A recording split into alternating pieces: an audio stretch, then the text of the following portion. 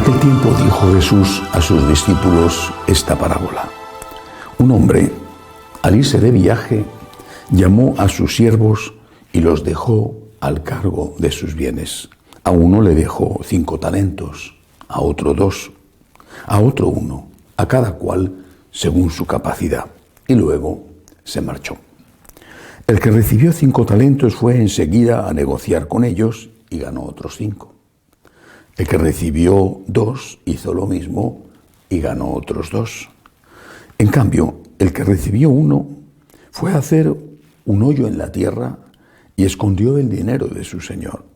Al cabo de mucho tiempo, volvió el señor de aquellos siervos y se puso a ajustar las cuentas con ellos. Se acercó el que había recibido 5 talentos y le presentó otros 5, diciendo: Señor, 5 talentos me dejaste, mira, he ganado otros 5. Su señor le dijo: Bien, siervo bueno y fiel, como has sido fiel en lo poco, te daré un cargo importante. Entra en el gozo de tu señor. Se acercó luego el que había recibido 2 talentos y dijo: Señor, 2 talentos me dejaste, mira, he ganado otros 2. Su señor le dijo: Bien, siervo bueno y fiel, como has sido fiel en lo poco, te daré un cargo importante. Entra en el gozo de tu señor. Se acercó también el que había recibido 1 talento y dijo: Señor, sabía que eras exigente, que siegas donde no siembras y recoges donde no esparces. Tuve miedo y fui a esconder tu talento bajo tierra. Aquí tienes lo tuyo. El señor le respondió: Eres un siervo negligente y holgazán, con que sabías que siego donde no siembro y recojo donde no esparzo. Pues debías haber puesto mi dinero en el banco, para que al volver yo pudiera recoger lo mío con los intereses. Quitadle el talento y dádselo al que tiene 10, porque al que tiene se le dará y le sobrará, pero al que no tiene se le quitará hasta lo que tiene. Y a ese siervo inútil, echarlo fuera a las tinieblas. Allí será el llanto y el rechinar de dientes. Palabra del Señor. Gloria a ti, Señor Jesús. Es evidente que no todos hemos recibido los mismos talentos. El Señor lo reconoce cuando habla en esta parábola de que a cada uno le dio unos talentos distintos según su capacidad. Pero Dios no es injusto. No le pide al que ha recibido 2 talentos, es decir, menos cualidades que al de 5. No le pide que le entregue los resultados que le ha entregado el de 5. No le pide eso. Al de 2 le pide en función de los talentos que le ha dado. Al de 5 en función de esos talentos. El problema está con el de 1. ¿Por qué? El propio Jesús en la parábola dice que podía haber puesto, sin complicarse la vida, porque había recibido realmente pocos talentos. El hombre tenía pocas luces, pocos dones, pero podía haber puesto el dinero, el talento en el banco. Y habría sacado algo, no como si hubiera negociado con ellos, no habría sacado un 100% de beneficio. De 1 te doy 2, he ganado 1, como el de 5 que dio 5 y el de 2 que dio 2, no habría sacado un 100% de beneficio, pero habría sacado algo. Pero en realidad eso no es lo peor. Lo peor es que, además de ser un inútil, lo dice Jesús, siervo inútil, es un provocador, insulta. Sabía que siembras donde no, que siegas donde no siembras. Vaya, le está insultando. Su cortedad le lleva incluso a enfrentarse con su Señor, que es el símbolo de Dios. Vamos a poner algún ejemplo sobre estas cosas. Con frecuencia me encuentro con personas, hablando con ellas, pues, que me escriben o hacen referencia a otros que están cerca de ellos, en su familia, que se quejan de lo mal que va el mundo y que le reprochan a Dios que vaya tan mal el mundo. ¿Por qué Dios no hace algo? ¿Por qué Dios no hace algo? Dios es el culpable, según ellos, de todo lo que va mal. Si hay un desastre de tipo natural, un terremoto, Dios es el culpable. Si hay una guerra, Dios es el culpable. Si una persona golpea a la otra, Dios es el culpable. Si un conductor está bebido, alcohólico y no controla, atropella a alguien, Dios es el culpable.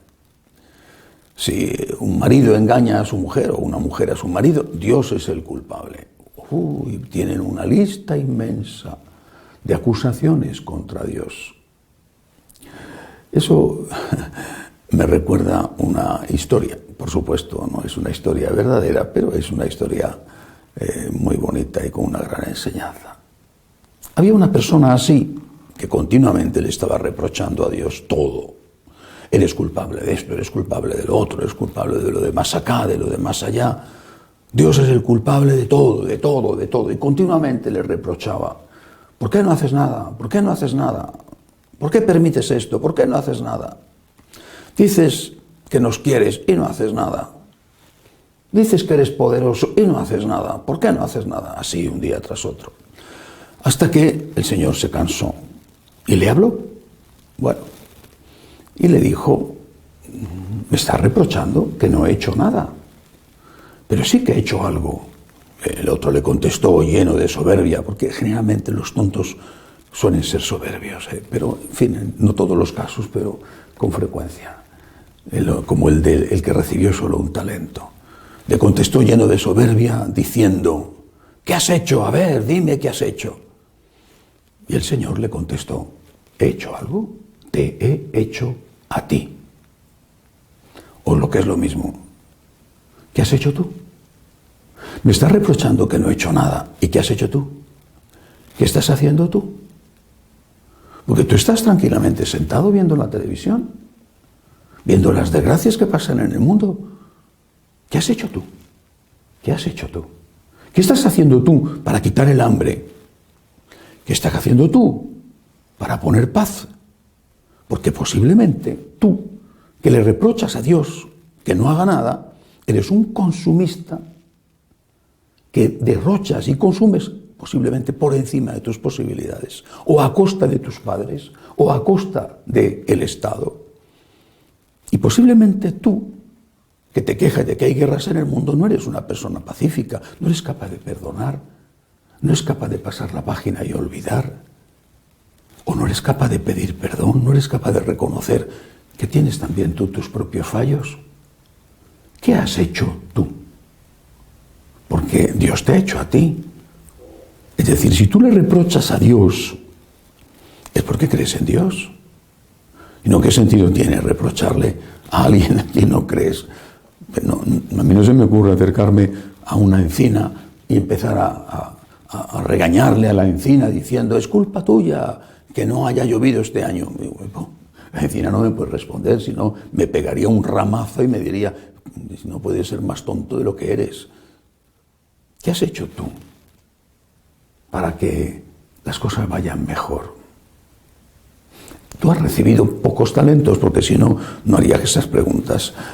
Pero los pocos talentos, ¿cómo los estás empleando? Repito, ¿eres un consumista? ¿Eres una persona violenta, agresiva? ¿Qué has hecho tú? ¿Qué estás haciendo tú? Luego, yo creo que hay también otra cosa, ¿no? que no debemos olvidar, y no solamente con respecto al que ha recibido un talento y se muestra ofensivo, insultante contra su Señor. No debemos olvidar que los dones que hemos recibido tienen que producir un resultado, todos, el que tiene 5, el que tiene 2, el que tiene 1. Y que esto no es opcional. La Iglesia siempre, en su doctrina social, siempre, desde San Pablo está muy claro, dijo, enseñó que la propiedad privada es legítima, pero que sobre la propiedad privada grava una hipoteca social. Es decir, tenemos el deber de hacer el bien. Por supuesto que el primer deber, el básico, es no hacer el mal. No robes, no robes. Pero no es suficiente. Nosotros, católicos, sabemos que tenemos el deber de hacer el bien. No podemos tener la conciencia tranquila diciendo, no he hecho mal a nadie. Nuestra conciencia solo será correcta y estará tranquila cuando digamos, he hecho todo el bien que he podido. No el que no he podido, porque ¿cómo voy a hacer el bien que no puedo? ¿Cómo voy a resolver yo la situación en Venezuela, que es espantosa? ¿Cómo voy a resolver yo las injusticias? Tantísimas tragedias. Pues yo no puedo. Pero el bien que yo puedo hacer, el que está al alcance de mi mano hacerlo, ese tengo que hacerlo. Y si he recibido mucho, es para que haga mucho bien. Y si he recibido medianamente, Dios no me va a pedir que haga más bien del que puedo hacer, pero ese me lo va a pedir. El que tiene mucho tendrá que dar mucho. El que tiene menos tendrá que dar menos. Pero todos tenemos que dar. Por lo tanto, para todos vale ese principio que debe de guiar tu comportamiento y tu conciencia. No te conformes con no hacer el mal. Haz el bien que puedes hacer, porque tienes el deber, la obligación. Sobre ese bien pesa una hipoteca. Y no me refiero solo al dinero, la cultura, la capacidad de trabajo, la salud. Sobre ese bien que has recibido, que otros no lo han recibido, y no es culpa de ellos. Sobre ese bien que has recibido pesa una hipoteca. Y todos los días deberíamos hacer nuestro examen de conciencia preguntándonos esto. No solamente he hecho algún mal, sino he hecho el bien que podía hacer, no el imposible, el posible. He hecho el bien que podía hacer, y así podremos irnos todos los días a la cama tranquilos y no le preguntemos a Dios qué está haciendo para resolver los problemas del mundo. Debemos empezar por preguntárnoslo a nosotros mismos. Que así sea.